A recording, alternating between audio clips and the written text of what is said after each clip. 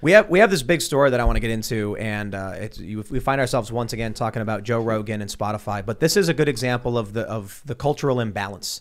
So the quick story is that Spotify is announcing an addition of content warnings over the criticism of Joe Rogan and COVID-19 misinformation. But we never get this the other direction. When Rachel Maddow or Fauci or CNN puts out bunk garbage, Twitter does not flag them. You put out something that goes against Fauci or Maddow or CNN, Twitter flags you. So Joe Rogan has on Sanjay Gupta, Mike Osterholm, experts, establishment voices. Nobody cares. Right. He has on McCullough and Malone, and it's the apocalypse. Joni Mitchell, these old aging hippies are like, I want censorship there. And then, Niels Lofgren. Now, to be fair, they both Neil Young and Lofgren said, we don't want to censor Joe Rogan. We just want off the platform because we don't want to share it with him. Okay, that's actually respectable because, that's the right thing to do. Mm-hmm. If I was on a platform and I was like, I don't like that they support hate speech, right, I'll leave. Yeah. So good. Bye-bye. Leave. Yeah. That's good. Yeah. But we can see what happens from the backlash. You're never going to get a concession from the establishment to recognize independent voice. It's always the other way around. So long as this imbalance exists, we are all being pulled hard towards the authoritarian side of things. And that being said, a story like this, I think, just shows they have no effective means of stopping Joe Rogan, real conversations like this. So despite this being kind of bad, here's the big update. Spotify shares recover after Joe Rogan addressed the vaccine controversy as Taylor Swift fans call on her to pull her music from the streaming service. It's not going to happen. Spotify may suck on pay rates and all that, but the moment they come out and say, oh, okay, we'll do this little content warning, which ultimately I think will do nothing. Right. It may be a net negative in certain capacity. The Spotify shares rebound, and I think, Joe and everyone else is going to pull out of this, and they're going to walk away from this unscathed. Yeah, I think the thing that helps Joe Rogan here is he's such an important part of the company because he's got such a massive audience. The interesting question, and I don't know the answer to it, is Spotify has a number of large Chinese investors that own portions of that. Does that play into this censorship? I don't know. We know with Twitter, Jack Dorsey hired senior executives because he wanted to break into China that had ties with the Communist Party. This censorship issue, we talked earlier about it. I think we are becoming more like China. China's not becoming more like us. Right. We're importing some of these censorship tools that they use. Well, what do you think about BlackRock? BlackRock is terrible. They're the focus of my book. Think about this for a second. Real quick, sorry. Yeah. Just can you explain what BlackRock is? Yeah, BlackRock is the largest financial asset manager in the world. And what does that mean? They manage $10 trillion. That's with a T. The gross national product of the United States is like 21 trillion. So they manage almost like 50% of the United States gross national product financially. So they are the 900-pound gorilla of world finance. I want to show something real quick before we get into that in reference. This is something I've shown on the show before, but we'll show again in this context. This is something I posted, and I want to just issue the disclaimer before going through this. BlackRock owns basically everything, right? So I'm not trying to post these things to make an assertion of some grand conspiracy, but I think it's important to show the business connections. Yeah. So this is Neil Young sells catalog rights to Mercuriadis's Hypnosis. Mm-hmm. Blackstone and Hypnosis Song Management launch $1 billion partnership. Blackstone announces appointment of Jeffrey B. Kindler, former chairman and CEO of Pfizer, as a senior advisor. Spotify to pull Neil Young's music, objecting to Joe Rogan. So not that I think it's necessarily evidence that someone at Blackstone, picked up the phone and said, we need to pull in Neil Young on this one and get him. But it shows that it very well may have been a meeting where they're just like, look, Joe Rogan's show is bad for us. It hurts our profits and shares. What are our assets? And like, well, we do have this music catalog that does work with Spotify. All right, get him on the phone and see if there's anything there. It's possible. It's entirely possible.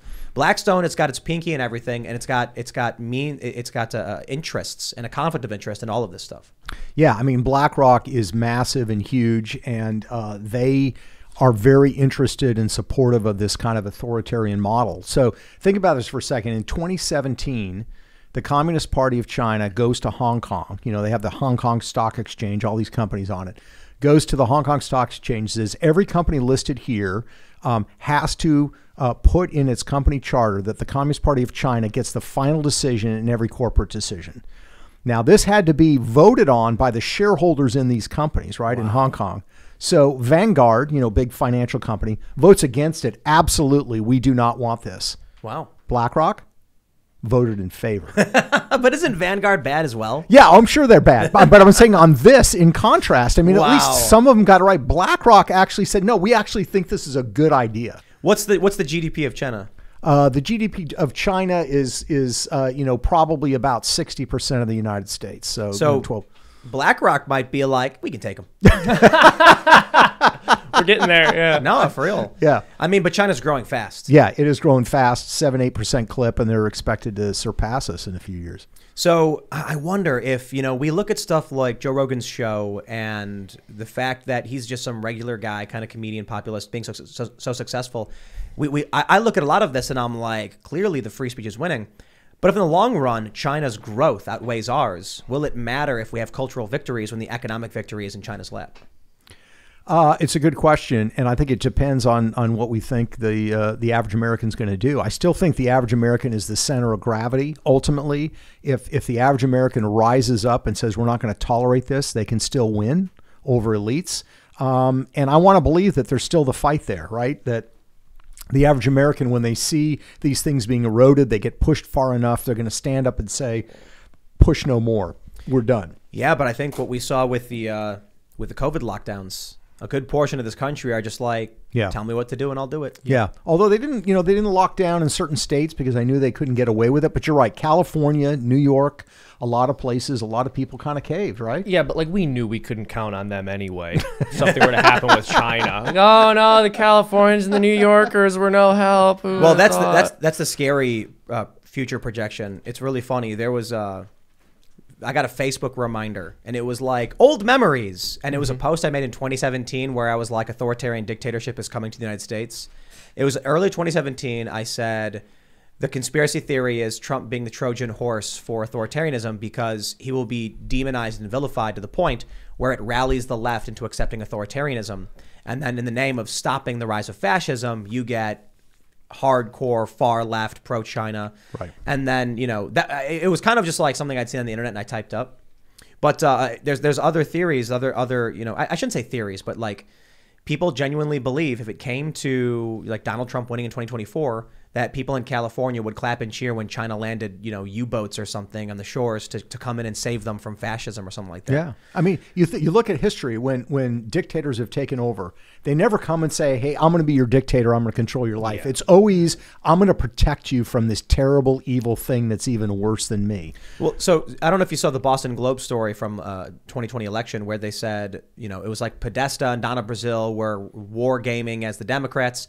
And they had pressured the West Coast states to secede from the union should Donald Trump win. Now, if that kind of sentiment actually did exist, what do you think? Like, let's imagine there is some kind of national divorce or whatever. Right. And then come 2024, Donald Trump is like, got his hand on the Bible and he's like, I am the new 47th president or whatever. And then California, Oregon, Washington, they're like, yo, we out. Yeah. What happens? I mean, does China just see an opportunity? Do they just say, oh, it's fair game? Because who's got Hawaii now that the Western states are cut off from the rest of the country?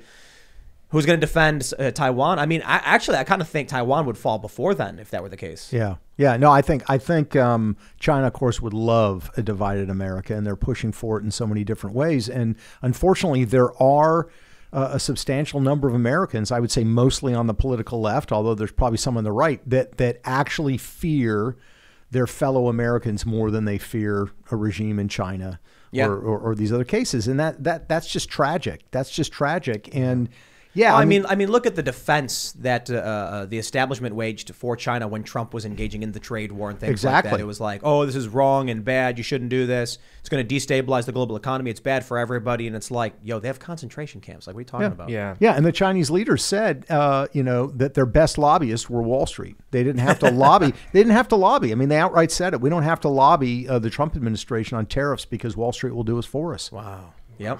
Unbelievable. So where does that lie? Do you think, are you familiar with Thucydides' trap? Yes. Do you think for those aren't familiar, it's a rising economic power reaching the dominant power, it typically results in war. Do you think we're heading in that direction? I think so in a way, but I also think there's a very real opportunity. I think China is a brittle regime. I don't think it has the widespread support that people think it does. I think it's very akin to the Soviet Union. You have this caste of people on the top that benefit from the system, but you've got a lot of people that are resentful of it. In China, you have the economic growth you didn't have in the Soviet Union, but you have a huge problem in the fact that, China had this one child policy for so long. And so what ended up happening was, parents wanted to have one child. They wanted it to be a boy. They didn't want it to be a girl because a boy is going to provide for them in their old age. So the estimates are that in some cases, within the demographic group of like 25 to 40-year-olds, there may be like 150 million more men in China than there are women. Now that is grounds for a civil war in that country. Yes. No joke. I mean, look, you want to get serious for a minute, and also people are going to laugh and probably roll their eyes, especially the feminists, but 150 million more men, you said? Yes. So those are going to be guys who women can't get dates. Incels. Right. Seriously. And they're going to lose it. Right. I mean, it's not about making fun of neckbeards. It's not about making fun. Yes. It's about young men who have literally no opportunity to fulfill a massive internal desire for having a family. Right. And they are going to have nothing. Yeah. They're going to lose their minds. Well, when you look at the vast majority of the crime problem in this country, including really heinous, insane crimes that rarely occur, such as massacres or school shootings, or whether it's just street crime like a burglary, they're almost all committed by men who feel as if they have no buy-in to the system and they have no way to rise up and be successful. And a huge part of that is the ability to start a family. Right. And if you don't believe that there's any hope for that, you're going to become a deranged individual. If you don't have that hope, it's so necessary. And it's such an important part of being a man and a productive person in general. And so if China has 150 million men who have no prospect of ever being with a woman, that is going to be unbelievably and horrifically damaging to that country. Except colonization. Yeah. So we are seeing the modern form of colonization from China. Yeah. As many people who live there to escape crowding and find better, better lives are leaving the country. So a lot of these young men might just say, I've got to leave China and go somewhere else to try and find a life. And I just want to make this clear. When I'm talking about men who have no buy-in to the system, I'm not talking about like, oh, they're not accountable for their actions or something like that. But the link I'm trying to draw is usually when we talk about someone like a school shooter, for example, we'll highlight the fact that this was an incel, right? And like these are, it's really, it's not exactly the perfect term for it, but it's like you have 150 million incels. You could get them VR porn. But I don't know if sticking people in a machine with digital pornography is enough to make them not psychotically. I mean, it's another kind of psychosis. Ian, I got to stop. That's absurd. Obviously, you get them waifu body pillows. Yeah. Right. Yeah. Well, I'm talking about after. I thought that one already hadn't worked out. Hadn't worked yet. So we had to. I wonder if China's going to stick a bunch of people in pods, try and generate their piezoelectric heat for electricity, and hope they don't go crazy. I'm with you to a certain degree, Ian, like VR girlfriends and stuff like that to try and, or like robots or something to try and, calm the rage. But I don't know about pulling a matrix on them in that capacity. Maybe might be a little too premature. Well, I think leaving the country is a more fluid option. I think we're going to see waves of adult Chinese men just moving out and trying to find wives in other places. So now, if we can think 20 years in the future, what would we do now to present an environment for those people to come? Because we need to make way for these displaced Chinese men. Yeah, I don't know. Yeah, I mean, it's a good question. I mean, it to me, it's one example of the fact that China has problems too. It's not like they're this superpower that can't be, defeated. That they're inevitably going to be more powerful than us. So I think we need to recognize that, and we need to play to our strengths, not play to their strengths. And I think when you look at China, the problem is the Chinese Communist Party. It's not the Chinese people. Reagan said that in the Cold War. Our enemies are not the Russians; it's the Soviet leadership, and I view the same way with China. We've got to have that. Trump did some of that in his speaking. His Secretary of State did the same thing. Joe Biden lumps it all together. China is China. It's not. You got a clique that's running the country that is oppressing the rest of them, and then you've got the ordinary Chinese who, cannot be that happy with the Chinese Communist Party. Thanks for checking out this segment from the Timcast IRL podcast. If you want to watch live, you can check out this channel Monday through Friday at 8 p.m. Now, don't forget to smash that like button, subscribe to this channel, and if you want more unfiltered and uncensored content with all of these guests, go to timcast.com and become a member. All of these guests you know and love in exclusive segments on our website where we are unrestricted in what we talk about, so you'll definitely not want to miss it. Thanks for hanging out. We'll see you all next time.